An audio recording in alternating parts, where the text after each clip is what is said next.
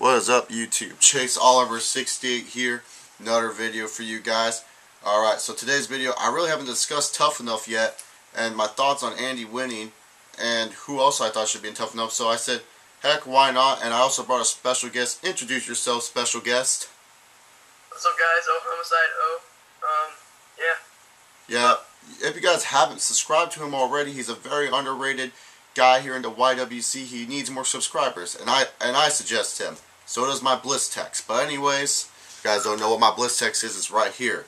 This stuff's important. But anyways, we're going to talk about Andy winning Tough Enough. Oh, Homicide, what are your thoughts about Andy winning Tough Enough? Personally, I don't think he should have won. I think Luke should have won. So, you know, I'm on that same boat too. I didn't have Andy winning Tough Enough. I didn't think Andy was going to win Tough Enough. Did I prefer Andy over Luke? Yes, I did. But really, if you look at Andy, I look at a wannabe Kevin Nash in a sort of way. He has no charisma. Kevin Nash, at least he had charisma on the mic. Andy, he has no charisma. When they were doing promo week, Andy was sucking it up down there, especially on the tour bus, and that was really surprising to me. Because like I thought this guy would have charisma, especially being Silent Rage, but he already has a t-shirt with him and a gimmick going with him.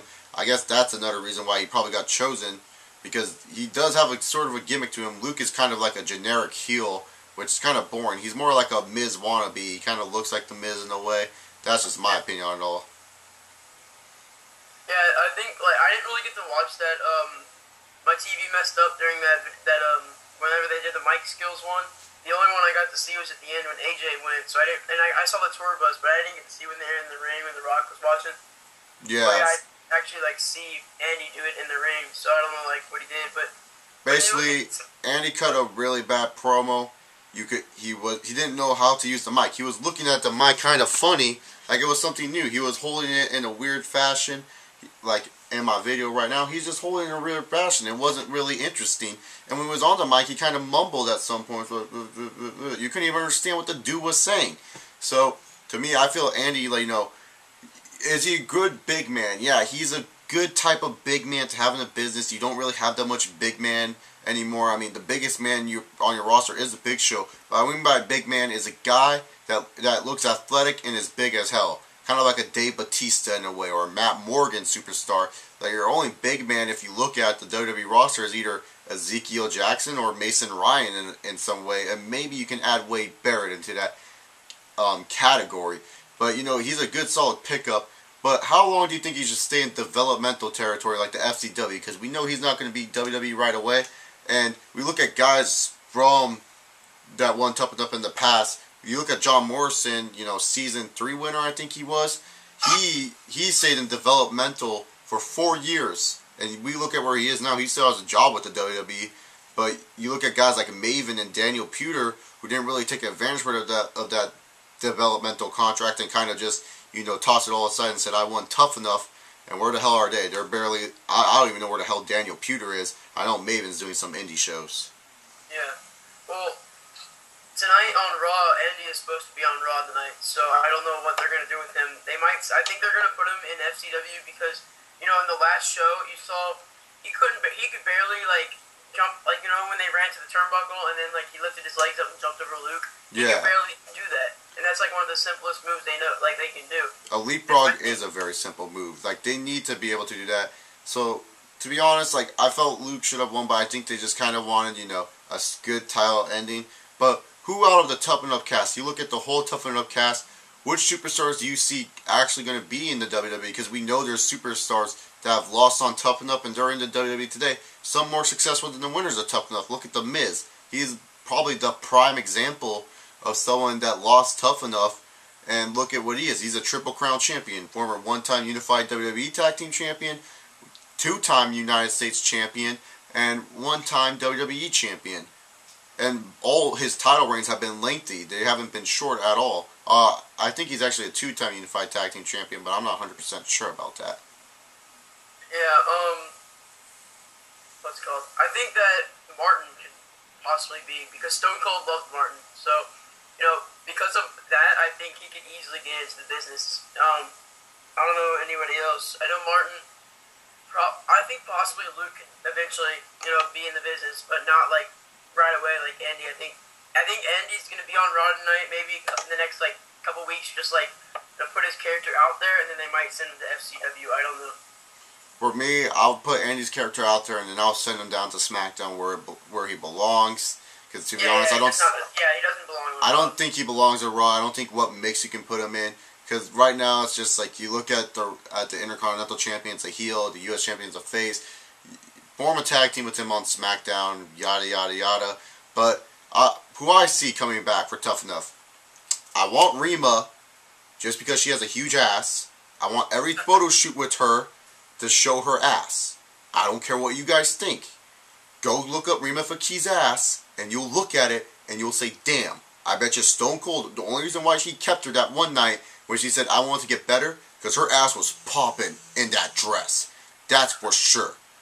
And I want Jeremiah. I know Jeremiah is green in the ring. I think he can improve, but he's a character. That guy has something going for him.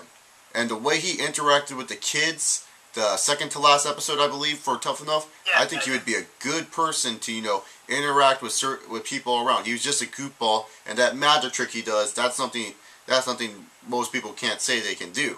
So I think that he would be good interaction and a good publicity man for the company. He's also seems like he would enjoy that type of stuff.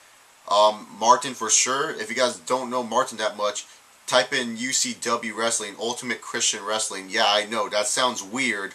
Yes, he was in the Ultimate Christian Wrestling League. Kind of awkward, but it is what it is. But he is a good talent. I had Martin winning Tough Enough since day one. I said Martin's going to win. Also, even though he did shit on the show, I think they would bring him just because he's huge. Eric. If you get Eric in shape and put him on a diet, don't let him touch that mic. Shave his head so he's not recognized as Eric. Give him cornrows or something. He could be a big man in the WWE. Have a manager on his side. I think Eric would be a legitimate threat in the WWE. And that's a fact. Eric has so much potential. He has the biggest potential of all the stars from Tough Enough. When you looked at all of them, he had the biggest potential. And then, of course, the obvious one, Luke. I believe he'll be in the WWE. I would like to see actually a tag team of Jeremiah and Luke called the Bromance. That would be cool. I would actually dig that. I'm pretty sure that if Martin didn't get injured, Stone Cold would have picked him to win. I think Martin would have won too. I thought the final two would have been Martin and Luke. But Martin... Yeah, and, the main reason I don't agree with Andy winning is because when you look at all the skill challenges, did he even win one? I can't even remember. I don't even think he won one. Yeah, that's a good point. Because he won one skill challenge. All the people that won were Jeremiah, Luke, and Martin won. There was Martin won four. There was no one else that won, I believe.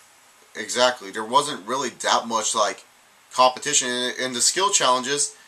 Andy, he would get high up there, top 3, top 4, but he didn't really win anything. I think they also based it off the house, and now Andy was all straight edge, and Luke and Jeremiah were party animals. But still, it's kind of dumb. It is what it is. Andy's Tough Enough winner. I don't really, in my opinion, do I think he will be successful in the WWE? Could be, maybe, who knows. We just have to wait and see how he develops. He has plenty of time to develop, but I just don't know how he's going to be that successful. If you guys did not know, Andy did used to be in FCW before Tough Enough. He got released from that contract, tried out for Tough Enough again. Tried out for Tough Enough to get back into WWE again. So, there's food for thought for some of you guys. If you guys did not know, Andy used to be in FCW. Homicide, any last words before we end this video up? Yeah, one more thing. I hope that they don't do the thing like they did with the NXT guy that won, where they just show him in the backstage segment for 30 seconds. I hope they don't do that with Andy. Johnny Curtis is the man. You do not diss the Johnny Curtis. But they don't need to do that. He has more potential than sitting in the back with a chip on his shoulder. True. I would like to do, NXT. I'll do a future video on that, but there's some problems about that show. But anyways, I am Chase Oliver 68. This is Homicide. Almost said his real name. We don't want to get all real life, and we say goodbye.